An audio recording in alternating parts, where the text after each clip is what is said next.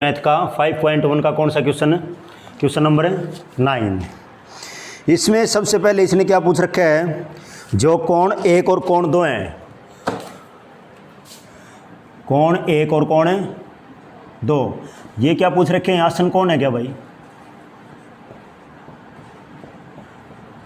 ये है या नहीं, ये पूछ रखा है।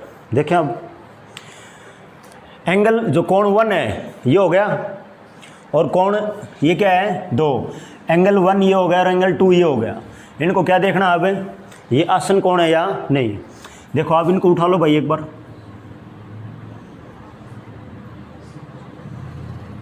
ये पॉइंट सी ई और ये कौन सा हो गया ए, यही है ना भाई। ये कौन सा कोण हो गया 1 और ये कौन सा हो गया 2। आसन कोण कौन से होते हैं, कौन से होते हैं भाई? जिनमें एक भुजा क्या हो, कॉमन हो, सेम हो गया। तो इसमें से कौन सी भुजा होगी सेम, कॉमन, ओसी। कौन सी है, ओसी। और देखो इस साइड एंगल क्या बन रहा है, ये ए ओ सी, और इस साइड कौन सा ई ओ सी। तो ये दोनों क्या हो गए भाई, आसन कोण हो गए। आसन कोण का मतलब ये हो गया, जैसे कि हमने ये लाइन हो गई। अब इसके कहीं भी ये क्या हो गए, दोनों एंगल हैं, ये दोनों कोण हैं, आसन कोण हो गए। ये थी जैसे ये दोनों कोण क्या हो गए भाई, आसन कोण हो गए। लगातार होने चाहिए, कहने का मतलब ये हो गया। समझ में आया? पक्की बात है। आगे देखो अब, तो इसके लिए आप क्या कह सकते हो भाई, ये हाँ ये क्या है, आसन कोण है। ठीक है। सेकंड देखो, इसमें सेकंड में इसने पूछ लिया ए ओ सी, ये था फर्स्ट पॉइंट इसका। सेकंड देखो अब, angle A O C and A O E, angle A O E, ये भी क्या पूछ रखे हैं, आसन कोण है या नहीं।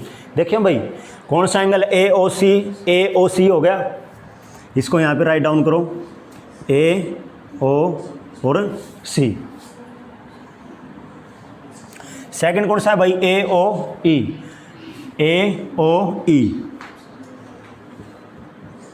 ये कौन सा कोण हो गया भाई, ए ओ ई, और ये कौन सा हो गया, ए ओ सी। आप ध्यान से देखना भाई, इसमें कॉमन साइड कौन सी है, ओ सी। कौन सी है, ओ सी। लेकिन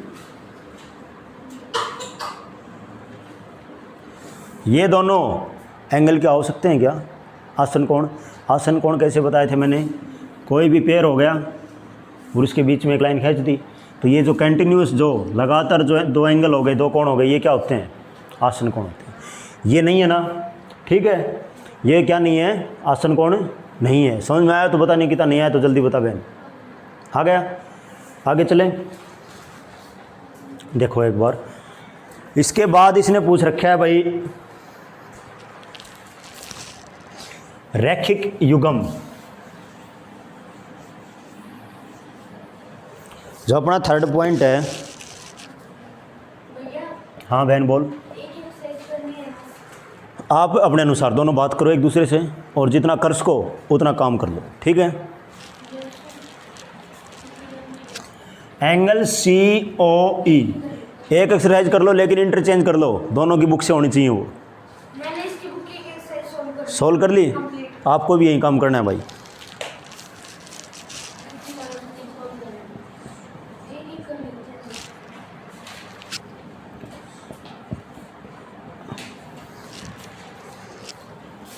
आपसे पूछ रहा है भाई अक्षत कि ये रैखिक युग्म है या नहीं, ठीक है। रैखिक युग्म देखो पहले क्या होता है, रैखिक क्या होती है, कोई लाइन हो गई और उसके ऊपर क्या बनते हो, कोई एंगल। ये जो दोनों एंगल हो गए, ये क्या हो गए, रैखिक युग्म। समझ में आ गया? जो एंगल ये एक और ये एंगल कौन सा हो गया, 2। ऐसे ही हमने कोई लाइन खींच ली, ये एंगल 2 मान लो और इसको क्या मान लो, एक, तो ये दोनों क्या हो गए, रैखिक युग्म। उनमें क्या होना चाहिए, एक स्ट्रेट लाइन होनी चाहिए, सीधी लाइन होनी चाहिए, और उसके ऊपर क्या होने चाहिए, दो एंगल होने चाहिए। वो क्या होते हैं, रैखिक युग्म। ये जो क्वेश्चन में पूछ रहा है वो देखो, COE हो गई, और सेकंड क्या है भाई, EOD। देखो एक बार आप पहले क्या, COE, इसको बना ले, साइड में बनाओ, आसान हो गया ऐसे, COE हो गया। उसके बाद क्या है, EOD। तो EO और ये क्या हो गया, सीधा D। समझ में आ गया। तो एक एंगल तो ये हो गया, एक एंगल ये हो गया। ये जो दोनों एंगल, इसको मान लो फर्स्ट और इसको सेकंड। आपसे पूछ रहा है ये दोनों जो एंगल हैं ये क्या रैखिक युग्म है क्या, बिल्कुल है, क्योंकि इसमें स्ट्रेट लाइन कौन सी बन गई, जो अपनी सीधी लाइन है, क्या है ये, एक सीधी लाइन है। समझ में आ गया भाई, ठीक है। अब आगे देखो, कहीं समझ में नहीं आए निखिल बता देना भाई। अब इसने पूछा है फोर्थ पॉइंट, एंगल जो कोण BOD, और एक दे दिया एंगल DOA। इसने पूछ रखा संपूरक कोण है या नहीं। संपूरक क्या होते हैं, मैंने पिछली क्लास में बताया था, 180 डिग्री।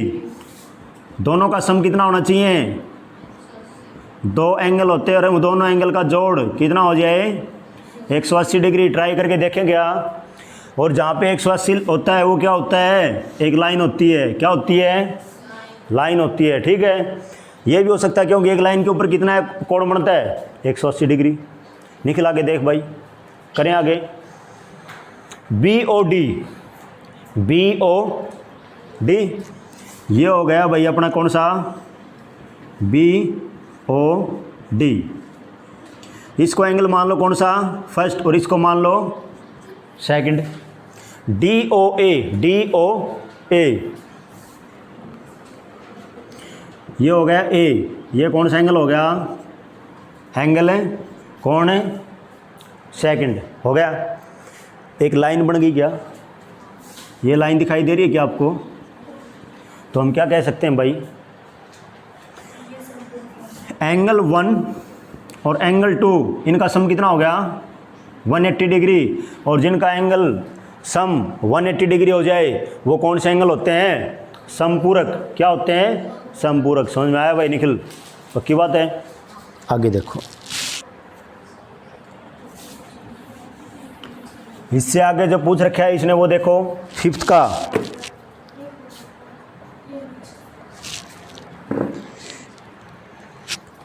इसने पूछ रखा क्या, एंगल 1 और एंगल 4 ये दोनों क्या शीर्षाभिमुख, आवाज़ नहीं भाई,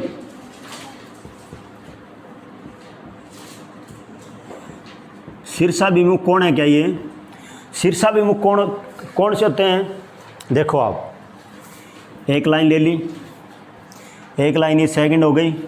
ये शेप किसकी होती है आपको पता हो तो,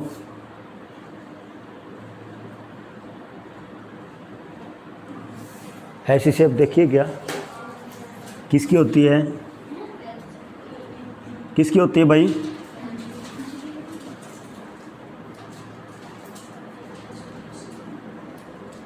कैची नहीं होती अपने घर पे, ठीक है। उसके एंगल किस में होते हैं, ये एंगल और ये एंगल किस में हो गए, एंगल 1 और एंगल 2 कौन से एंगल है, ये शीर्षाभिमुख कोण। समझ में आ गया।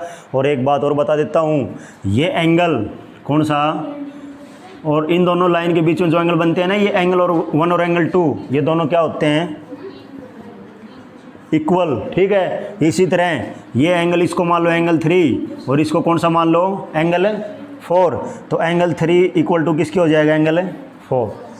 शीर्षाभिमुख जो कोण है अपना, इसकी ये प्रॉपर्टी याद रह जाएगी, ठीक है भाई। इसमें कौन सा याद करना है, अपनी कैंची को याद करना है, और कैंची को आपको पता है आमने सामने के जो ये कोण है ये क्या होंगे, इक्वल होंगे, ठीक है। अब आगे देखो, इसमें जो पूछा है एंगल 1 और एंगल 4 ये हो गए। तो देखो भाई, अपना ये कौन सा एंगल हो गया 1 और ये कौन सा हो गया 4। तो दो लाइन के बीच में अपोजिट एंगल हो गए, तो ये कौन से एंगल हो गए शीर्षाभिमुख कोण। तो इसमें आप क्या कह सकते हो, हाँ ये क्या है शीर्षाभिमुख कोण। समझ में आया भाई।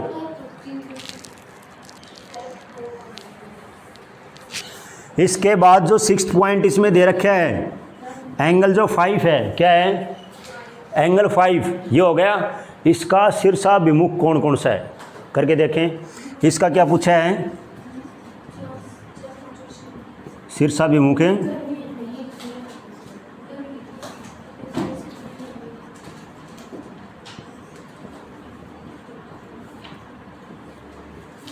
ये एंगल कौन सा है भाई 5 हो गया। तो इसका ये कंप्लीट ये एंगल क्या होगा इसका शीर्षाभिमुख होगा। लेकिन इसमें देखो दो एंगल दे रखे हैं, एक एंगल कौन सा हो गया एंगल 2 और एक कौन सा हो गया एंगल 3। तो इन दोनों को मिलाकर क्या बनेगा इसका शीर्षाभिमुख कोण। समझ में आ गया। तो एंगल 2 एंड एंगल 3, ठीक है, दोनों ये भी कर सकते हो आप एंगल 2 प्लस एंगल 3, दोनों को मिलाकर क्या बनेगा जो एंगल 5 है इसका शीर्षाभिमुख कोण। समझ में आ गया। ये क्वेश्चन कंप्लीट हो गया भाई।